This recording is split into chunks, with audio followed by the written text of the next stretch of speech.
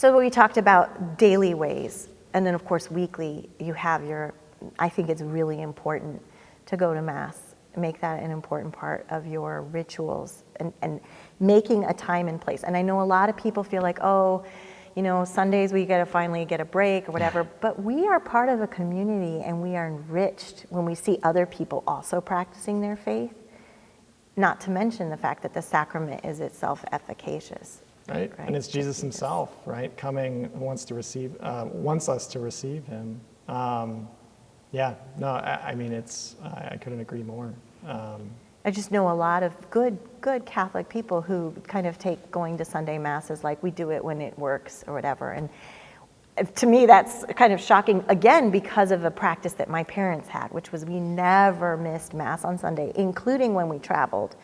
And back in the days before masstimes.com, that often meant that we asked the concierge at the hotel where there was a church. He'd be like, oh, I remember one time in Colorado, we spent our entire Sunday going from one church to the next because we kept missing when the Mass was.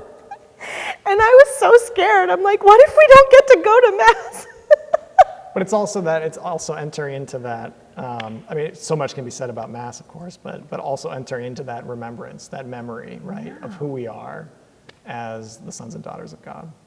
And it's something we're doing with our bodies, right? We aren't That's so important, we're too. not just rational. It's We not just don't intellectual. have thoughts. We have to do things. And if, it's sort of like if someone says they're a huge Notre Dame football fan, but they never watch the game, they don't go to the games or anything like that, then they're not really. But my brother comes from Chicago and he goes and he watches the players come out from the church, and he's a real, fan, right? And I think we should make some efforts to show that, we have a whole week of beautiful blessings and we can give. What can we make as a return to the Lord for all that he has done for us? Well, an hour and a half on a Sunday it gives an example to our children that our faith really matters.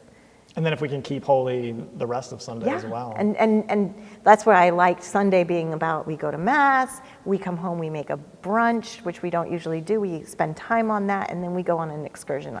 The summer, we go up to Lake Michigan, or and it's like, it feels different. This is a day for the family to enjoy. It's sort of the idea of the Father after creation, enjoying his creation, that we have time to enjoy that communion with each other. The communion, it's so both with important. the Lord and with each other. Right, but you have to fight for it, because if your kids are going to be in travel sports or this or the other, that will go by the wayside. And we've had some real tough conversations about, like, who are we? What's most important?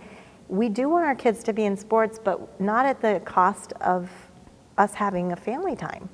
So we have to, we pulled one of our kids from a football team that was going to meet at 10 o'clock on Sunday mornings. And we let the coaches know why. And it was like, this is a non-negotiable. So, and maybe for other people, they find a way to do it Saturday night or find their own ritual. I'm not saying it has to be this way, but that you make it important. And then there's opportunities to do things more sporadically, like adoration. Some families like to do it as a family. We used to have a holy half hour that a priest set up so that we could take our little ones, and it was a time for parents with little children who would make noise and everything. It was wonderful. That's beautiful. But again, it was making it accessible to the children. Also going on pilgrimage or processions.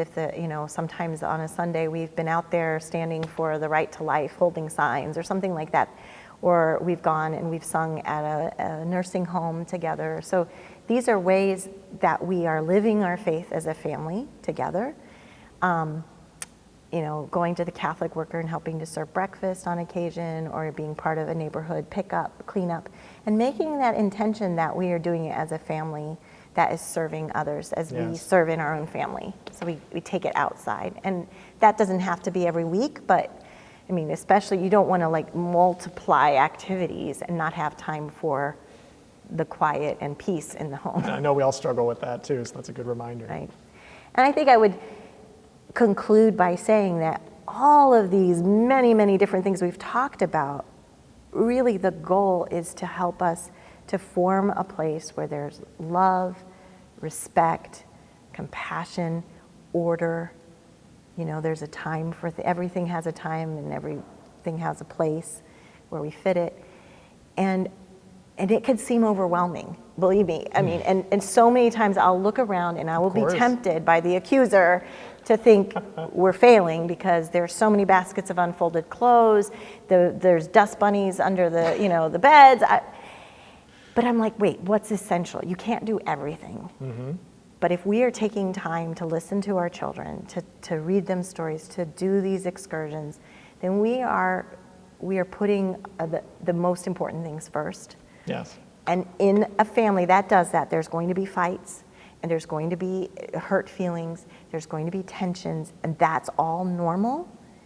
And it's all part of us living this beautiful life, which has its thorns and has its leaves, and it's crosses. It's crosses. Mm-hmm. It's the mystery of life and death, and it's not all pretty. But in the end, I like to think this analogy comes to mind. Once I got to go on a retreat down in Arizona, for 4 days away from my family, and I didn't get to do this very often. When I called home, I loved hearing the sound of my children's voices. They sounded so different on the phone, and they sounded so much littler, when I was far away from them. But I said to my husband, being away from them, I feel like I'm looking at an impressionist painting that is beautiful. It has so much color and life. But when I'm there, it just looks messy, like a bunch of splotches on a canvas, right? It's just a mess. But when I get away, I realize God is doing something so beautiful in all these little moments.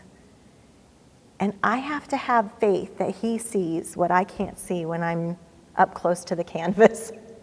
And that's what I would say about prayer in the family. It's like, let us trust God, who knows us and knows our failings, that He wants to bring this work to completion, that He cares and is more invested in our sanctification and in the sanctification of our children than we are even.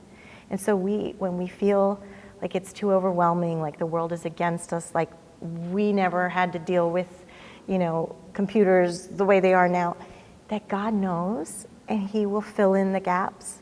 He'll take our little loaf and fish and He'll multiply them.